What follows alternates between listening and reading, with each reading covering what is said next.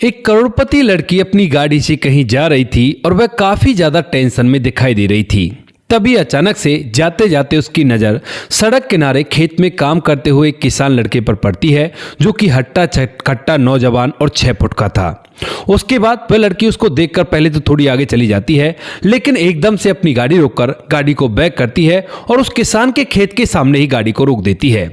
जो किसान होता है जब उस गाड़ी को रुकते हुए देखता है तो एकदम से वो भी उसकी तरफ देखने लगता है, लेकिन तभी वह करोड़पति लड़की उतरकर उसके पास पहुंचती है और पास पहुंचने के बाद कहने लगती है कि तुम मुझसे शादी कर लो। इस बात को सुनकर वह जो किसान होता है वह भी हैरान हो जाता है और लड़की की तरफ अजीब निगाहों से देखने लगता है। कौन थी वह करोड़पति लड़की और किस वजह से इस किसान को से जो कि खेत में काम कर रहा था शादी के लिए कह रही थी, पूरी सच्चाई के बारे में जानने के लिए वीडियो को अंत तक जरूर देखें। नमस्कार दोस्तों, मेरा नाम है जीतू और आप लोग देख रहे हो ब्रेन डिमांड चैनल। वीडियो को ज़्यादा से ज़्यादा शेयर करें और चैनल को सब्सक्राइब करना ना भूलें ताकि मेरा हौसला बढ़ता रहे। दिल्ली के अंदर एक लड़की होती है जिस लड़की का नाम होता है सोनिया। सोनिया जिसके पास खुद की कई कंपनियां हैं और जिन कंपनियों को वो खुद से ही देखा करती है।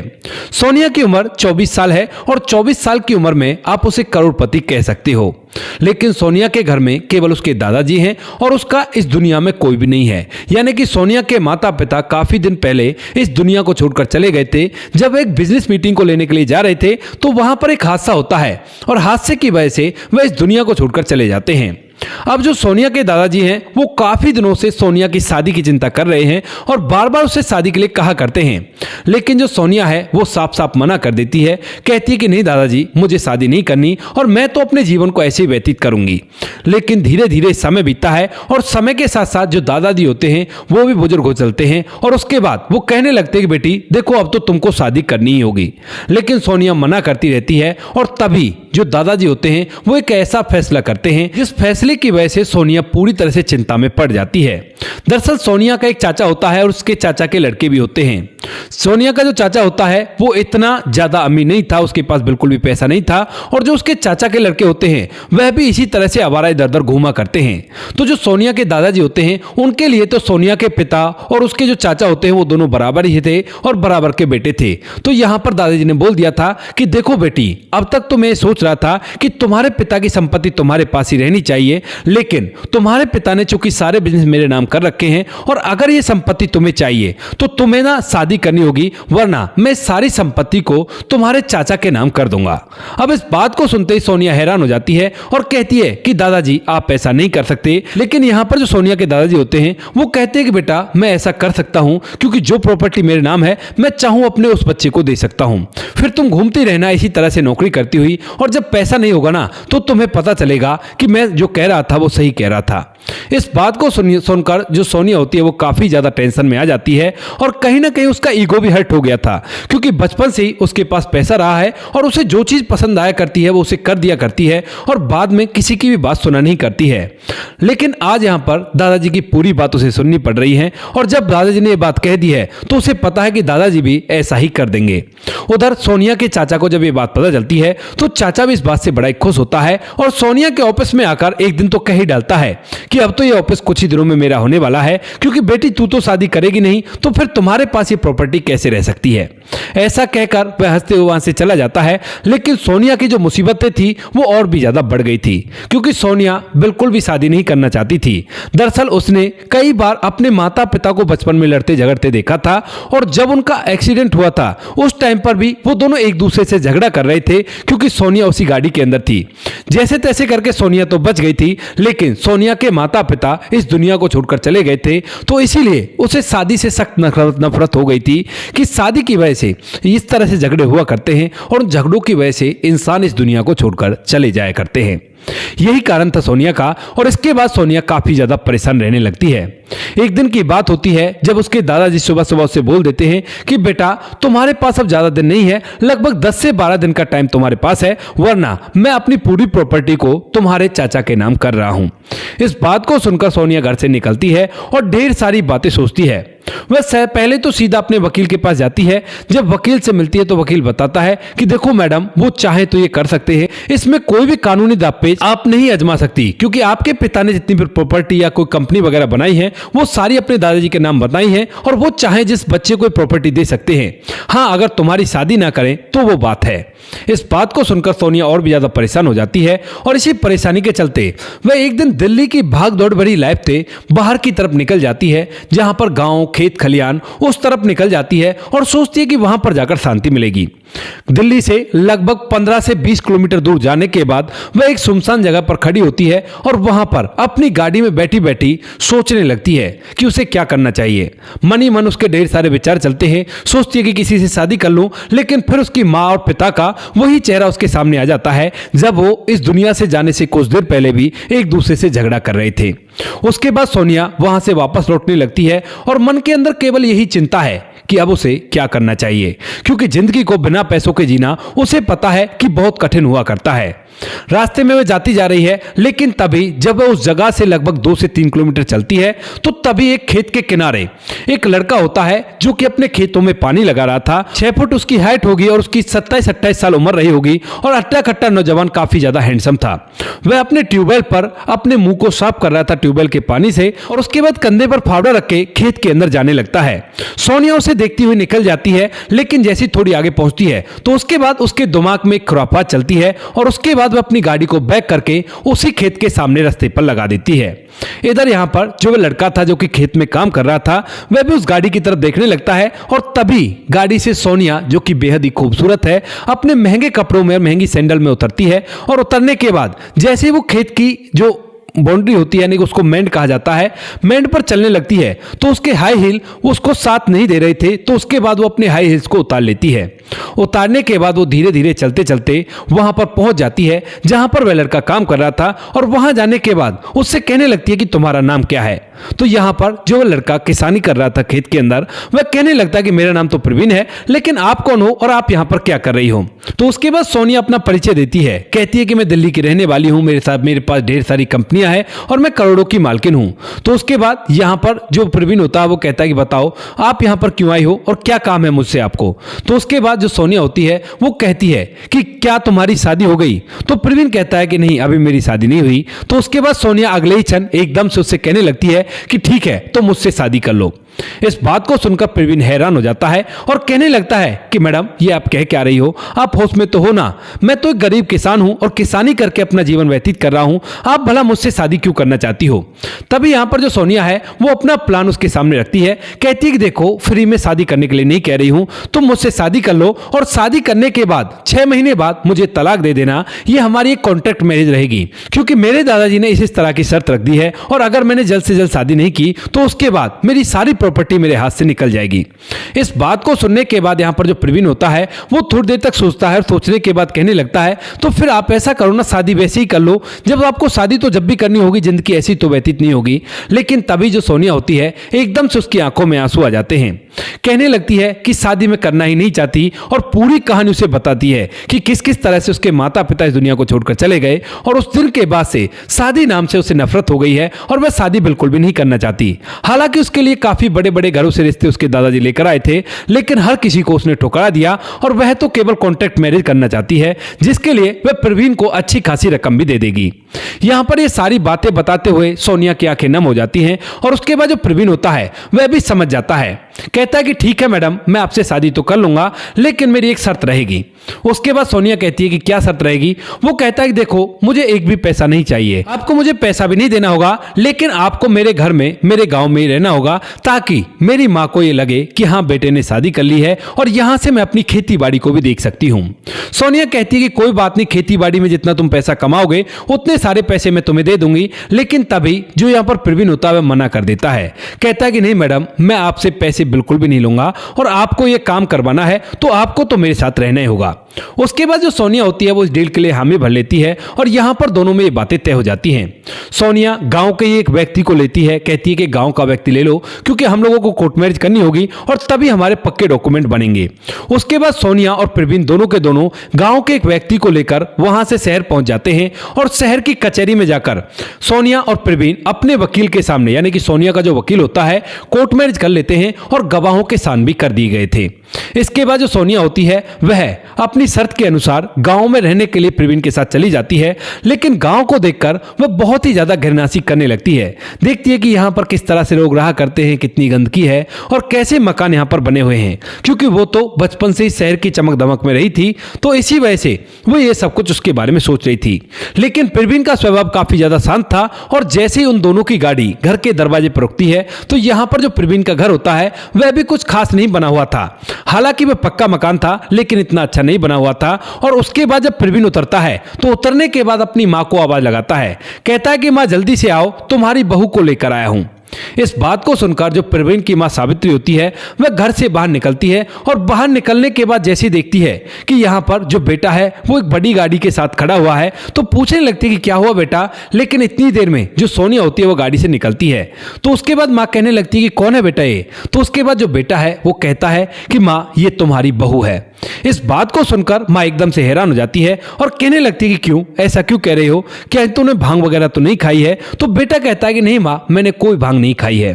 इसके बाद जो मां होती है वह बात को समझती है क्योंकि प्रवीण उसे बता देता है कि हम दोनों ने आज ही शादी की है और सच में ये तुम्हारी बहू है। तो मां सारी बातों को भुलाकर सीधा घर के अंदर जाती है और घर से आरती की थाली लेकर आती है। सोनिया जो कि वैसे कपड़ों में है यानी कि उसने वेस्टर्न कल्चर के कपड़े पहन रखे हैं, वह घर के अंदर आती है और ये सब चीज उसे काफी ज्यादा अजीब लगती है क्योंकि आज तक उसने ऐसा कोई संबोधन कहीं भी नहीं देखा था। मां जो होती है उसे घर के अंदर ले जाती है और उसे अच्छी लाड दुलार से बिठाती है। अड़ोसी पड़ोसियों को बताती है कि मेरा बेटा शादी करके लाया है और मेरी बहू बहुत ज्यादा खूबसूरत है। उसके बाद अड़ोसी पड़ोसी आते हैं, गांव में जिस तरह से बहुओं को देखने की प्रथा हुआ करती है उसी तरह से उसे देखने के लिए आते हैं और ये सब आडंबर लगता है सोनिया को। लेकिन जो प्रवीण होता है वह उससे कहता है कि देखो ये तो तुम्हें करना ही होगा। उसके बाद वो चुपचाप दिन भर ये सारी बातें सहन करती है और जैसी रात हो जाती है तो रात के समय अपने लैपटॉप को निकालकर कंपनी का काम धाम देखने लगती है क्योंकि यहाँ पर वह लैपटॉप से काम तो देख ही सकती है, भले वह कंपनी नहीं जा सकती है। लेकिन रात के समय जैसे वो लैपटॉप से अपना काम धाम देख रही थी तो तभी गांव की बिजली चली जाती है और बिजली जाने की वजह से जो मच्छर अभी तक इधर उधर घूम रहे थे वह एकदम से सोनिया को ऊपर अटैक कर देते हैं और उसका सारा काम खराब हो जाता है। हालांकि लैपटॉप तो चार्ज था लेकिन मच्छरों के काटने की वजह से वो काफी ज्यादा व्याकुल हो गई थी और उसके बाद प्रवीण को आवाज लगाती है। प्रवीण जो कि बाहर ही लेटा हुआ था वह एकदम से अंदर आता है और कहने लगता है कि क्या हुआ सोनिया।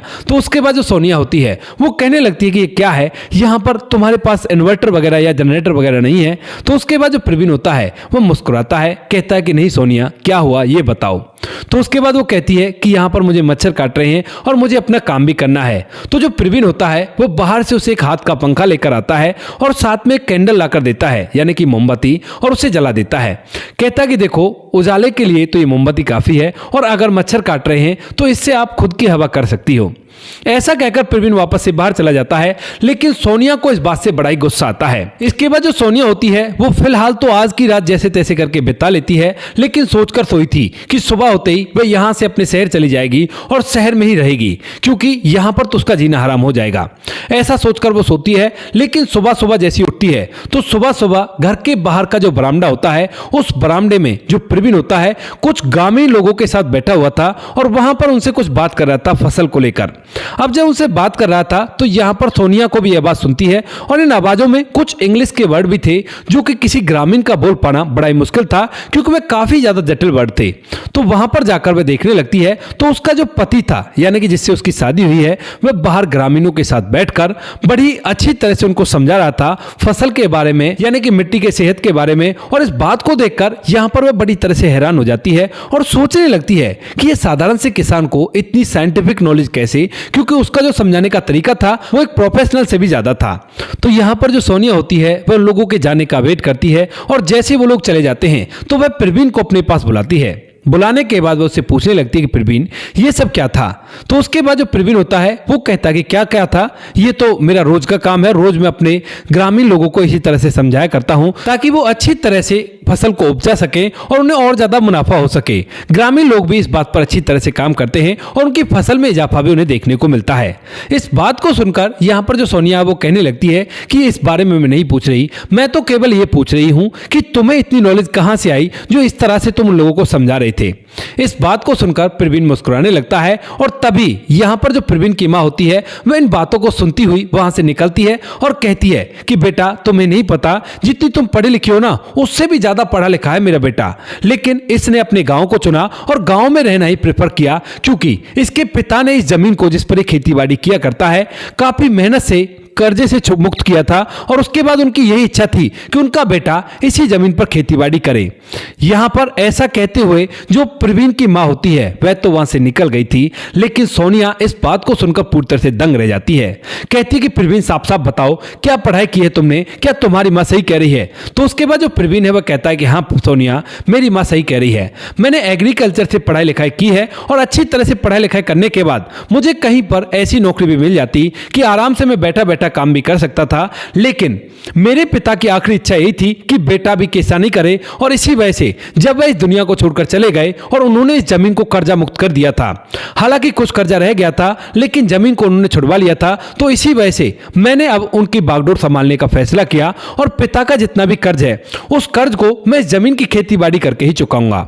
यहां पर यह बात सुनते ही सोनिया के पैरों तले से जमीन खिसक जाती है और उसके बाद वो पूरी तरह से हैरान हो जाती है। प्रवीण आगे कहता है कि मैं चाहता तो तुमसे मोटी रकम लेकर बहुत कुछ कर सकता था, लेकिन मैं ऐसा नहीं कर सकता क्योंकि पिता की आखिरी इच्छा पूरी करनी है ना, अपनी जिंदगी तो मेरे लिए है और अपनी जिंदगी को मैं जीवन भर जी सकता हूं। ऐसा कहकर प्रवीण हंसते हुए वहां से चला जाता है, लेकिन सोनिया रात के समय जिस फैसले को कर सोई थी, यानी कि वह सुबह से इस घर में नहीं रहेगी और वह वापस से अपने वहां पर चली जाएगी, वह फैसला एकदम से उसका टूट जाता है और उसके बाद सोनिया काफी देर तक प्रवीण के बारे में सोचकर उसे काफी ज्यादा अच्छाई उसके अंदर दिखने लगती है कि ऐसा इंसान तो ढूंढने से भी नहीं मिलेगा। ऊपर से प्रवीण का जो व्यवहार होता है वह भी उसे बार बार उसका चेहरा उसके सामने आ जाया करता, क्योंकि वह किसी भी बात पर नहीं तो किसी और से गर्म हुआ करता है और न ही कोई ऐसी वैसी बात किया करता है। इसके बाद जो सोनिया होती है दिन के समय में घर में बैठी हुई थी और तभी अपने एक मैनेजर को फोन करती है और कहती है कि मैनेजर मुझे न यहाँ पर ये सारी सुख सुविधाओं के सामान चाहिए।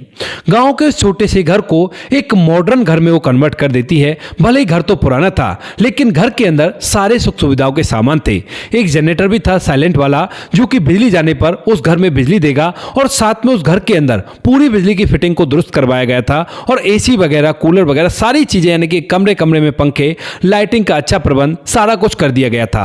प्रवीण जब खेतों से लौटता है तो घर के अंदर की ये सारी रौनक देखकर पूरी तरह से हैरान हो जाता है और कहता है कि सोनिया ये सब क्या है। तो उसके बाद सोनिया कहती है देखो अब मैं यहीं पर रहने वाली हूं 6 महीने तक, तो यहां पर मुझे ये सब चीजें तो चाहिए होंगी क्योंकि मेरा काम इनके बिना नहीं चलता।